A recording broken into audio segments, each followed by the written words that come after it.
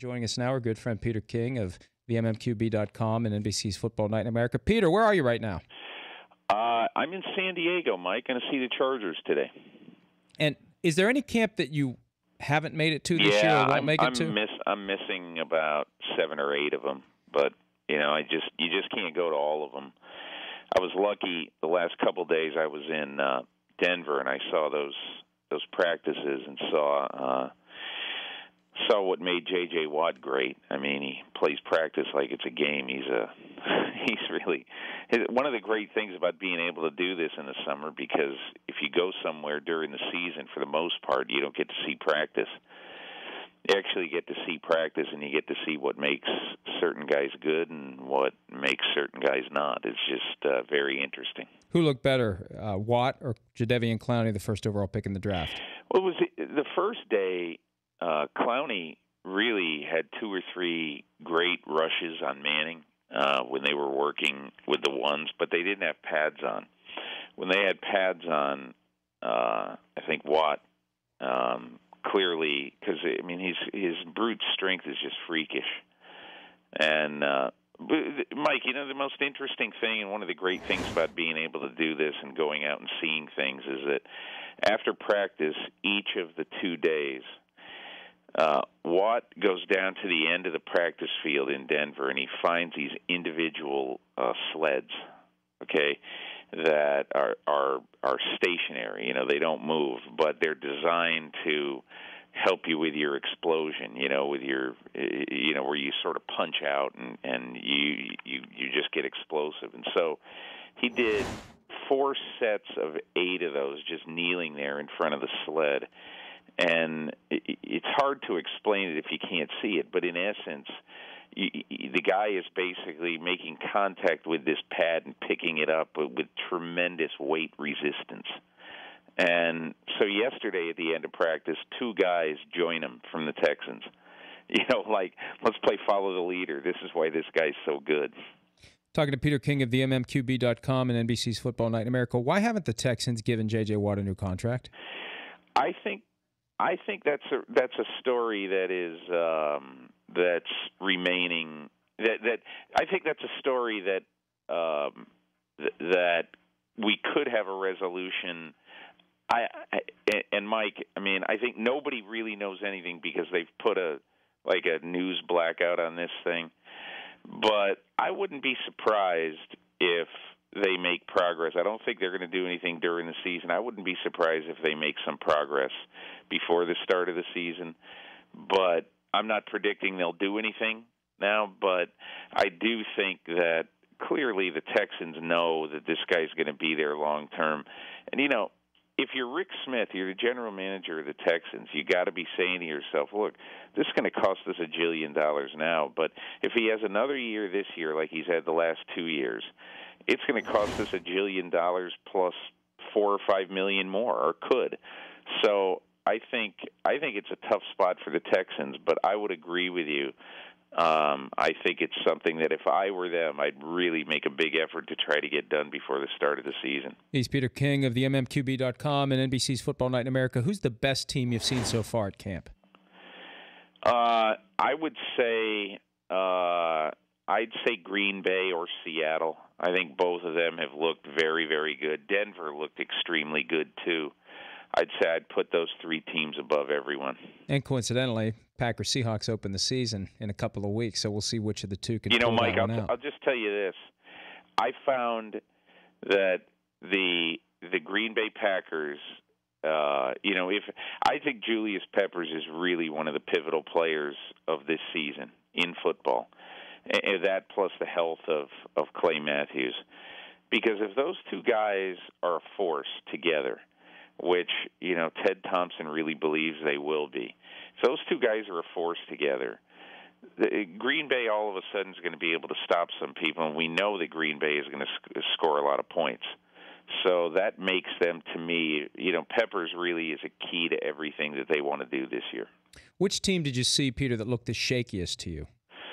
The day I was there, at least in my mind, the day I was there, Cleveland's receivers were just absolutely terrible.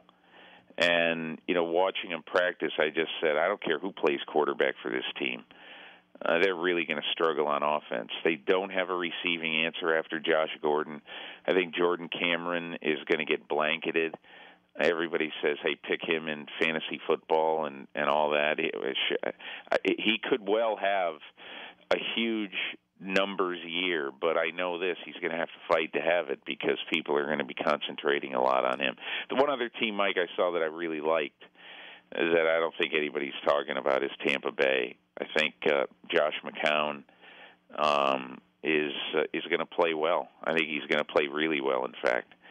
But that offensive line, oh my goodness. The guards are very shaky, but I agree.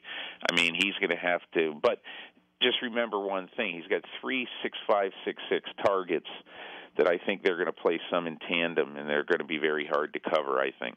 Give me a rookie that you saw that just popped, that just passed the eyeball test and then some. Well, Sammy Watkins easily. He was. I saw 2 practices of the Bills. This was a month ago, and both in terms of strength and in speed. He's not that big a guy, but in terms of strength and speed, I was really, really impressed with him. Was really impressed yesterday with DeAndre Hopkins of the Houston Texans. He went into this practice against Aqib Talib, just like J.J. Watt would. I mean, treating it like a game. Played very, very well. The guy really – Houston's got a lot of guys who love football.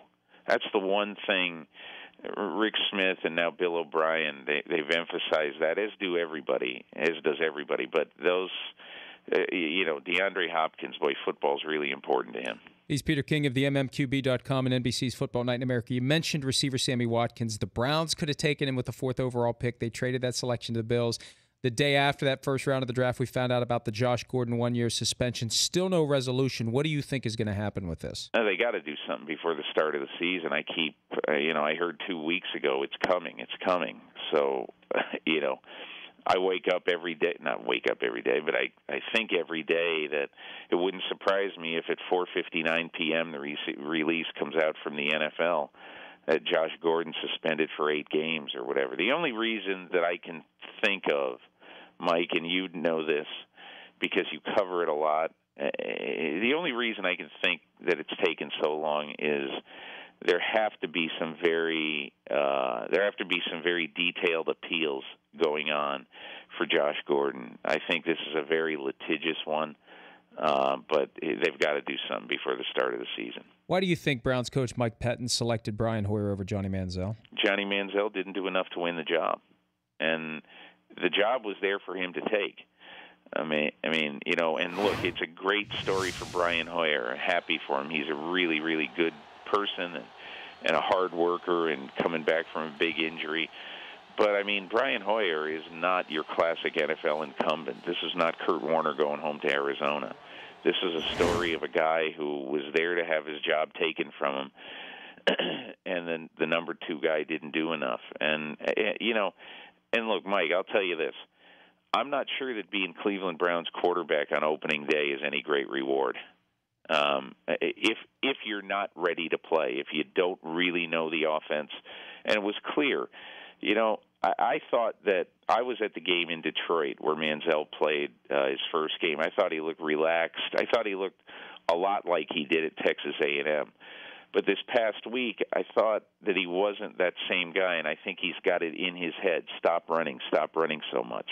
Because you can't run once a series in the NFL, especially at his size, and survive. What week do you think we see Johnny Manziel under center for the Browns, if any, this year? I think he's going to play at some point. It all depends on Hoyer. It all depends on whether they can develop any sort of receiving attack, which I think is really questionable right now.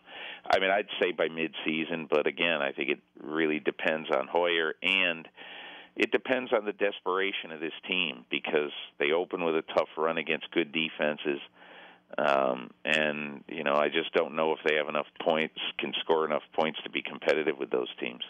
Wrapping up with Peter King of the MMQB.com and NBC's Football Night in America. Okay, the Cowboys have been 8-8 the last 3 seasons. They're right at 500 dating back to 1997. Is this the year that maybe the wheels just fly off of that $2 million party bus?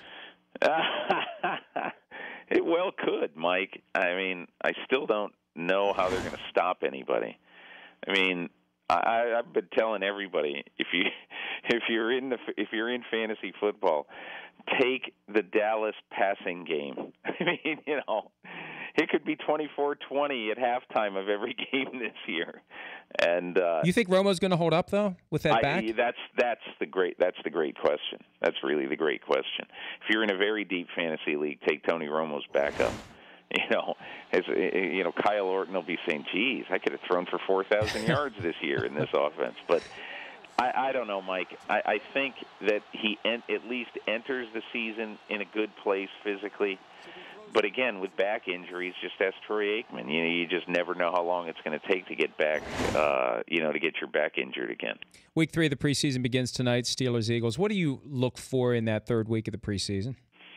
The most important week, I think, for any team in the league this week, and I'll change your question slightly, is San Francisco. They just haven't looked good in the first 2 weeks. And I think for many teams, it's trying to finally look good, trying to finally get something done, so that you can have confidence going into the season. Big week for Cleveland because, they have not looked good on offense, obviously. Big week for San Francisco on both sides of the ball. So I think it's one of those weeks that, and I'll give you another interesting week 3. If I am Denver, I'm telling Peyton Manning, you want to play a quarter, that's fine. You actually don't tell Peyton Manning these things. You have these meetings to say, listen, this is in your best interest. But I would play Brock Osweiler all second quarter if I'm Denver.